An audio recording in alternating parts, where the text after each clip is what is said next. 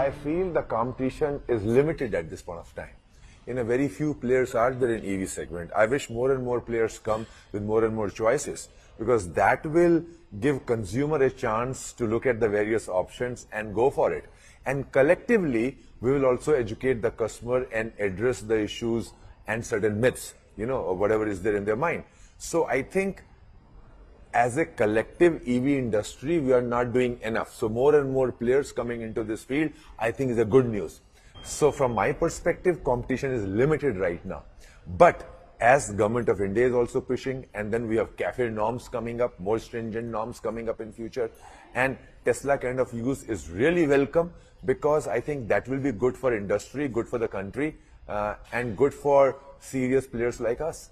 If Tesla does come, if they do make a commitment, how transformative do you think that could be? See, I think what that will do initially, I would say, is, a big marquee or big brand name when they come, so it gets attention.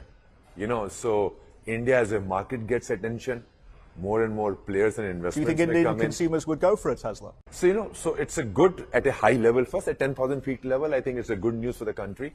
They will definitely help in developing the ecosystem.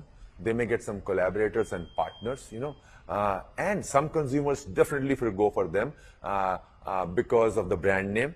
And there are high-end consumers in India too, though the market size is limited, but lots of guys at the high end will go for that. And that will become aspirational. So, yes, we can always argue about the market size. There are only 50,000 cars sold above let's say, $60,000 range. So $60,000 and above, it's only 50,000 customers a year in India. So how many Teslas they will sell? But as we keep hearing, they are also talking about a lower end Tesla. Some guys call it as Tesla 2.